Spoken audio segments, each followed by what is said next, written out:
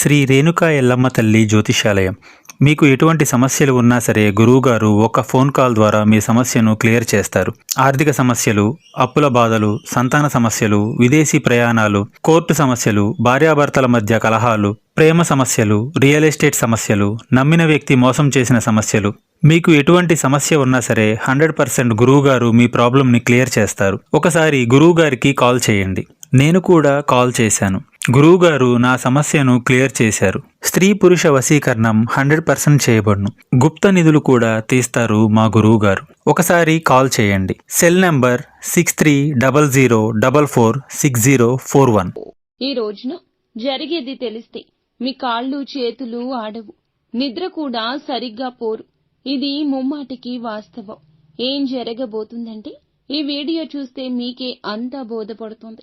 Video నచ్చితే తప్పకుండా ఒక చిన్న లైక్ అయితే చేసి మమ్మల్ని సపోర్ట్ చేయండి. ఇక ఆలస్యం లేకుండా వీడియోలోకి వచ్చేద్దాము. ఈ రోజున కాస్త మిశ్రమ ఫలితాలు కనిపిస్తున్నాయి.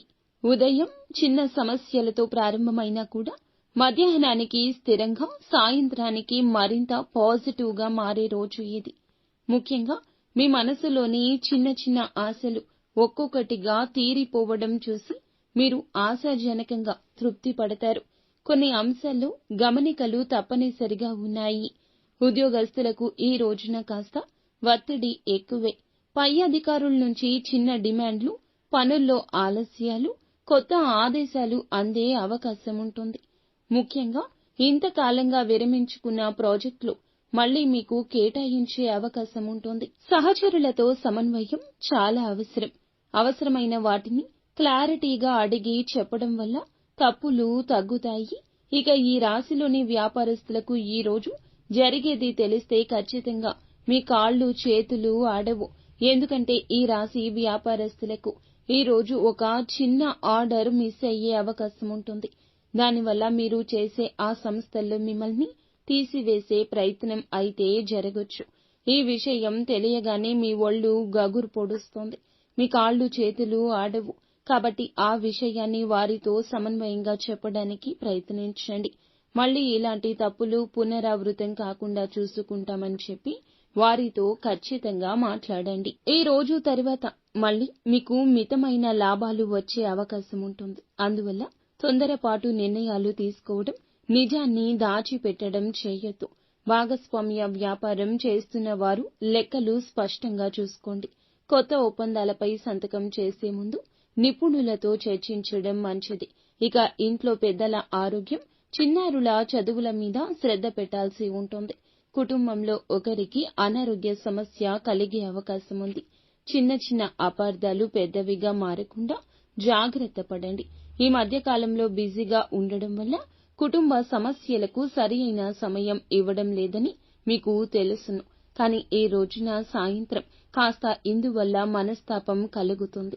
పని ఎంత గాఢంగా ఉన్నా సాయంత్రం ఒక 2 గంటల సమయమైనా కుటుంబానికి కేటాయిస్తే శాంతి కలుగుతుంది. ఇక ఈ రాశిలోని ప్రేమికులకు ఈ రోజున కొంచెం అపోహలు ఎదురవుతాయి. ఎటువంటి చిన్న విషయానికైనా పెద్ద గొడవకు దారితీసే అవకాశం ఉంటుంది. అందువల్ల వ్యక్తిగతంగా మాట్లాడి సమస్యను వదిలేయడం మంచిది.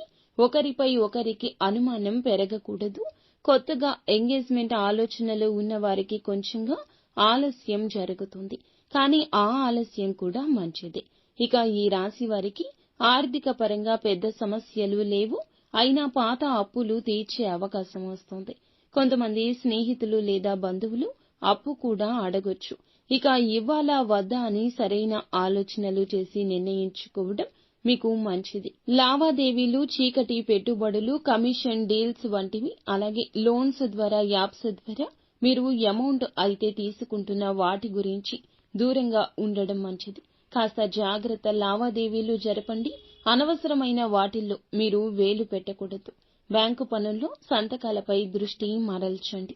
ఇక ఈ రోజున మీ ఆరోగ్యపరంగా ఈ రాశి వారికి దృష్టి చాలా అవసరం. ముఖ్యంగా వెన్నునొప్పి, తలనొప్పి, మెడ నొప్పులు, మైగ్రేన్, కన్ను సంబంధిత సమస్యలు వేధించే అవకాశం ఉంటుంది. ఎలక్ట్రానిక్ గ్యాడ్జెట్లు ఎక్కువ వాడకుండా ప్రతి 2 గంటలకు ఒకసారి కళ్లకు విశ్రాంతి ఇవ్వడం మంచిది. ఆహారం సక్రమంగా తీసుకోండి. వేడి వేడి పదార్థాలు, మసాలా ఎక్కువగా ఉండే ఆహారం నివారించండి. సాధ్యమైతే ఉప్పు, మిరియాలు తక్కువ తీసుకోండి. ఇక ఈ రోజున ఈ రాశివారు ఖచ్చితంగా సుబ్రహ్మణ్యేశ్వర స్వామివారిని ఆరాధించాలంటూ మా పండితులు సూచిస్తున్నారు. అంతా మంచే జరుగుతుంది. శుభం భూయాత్.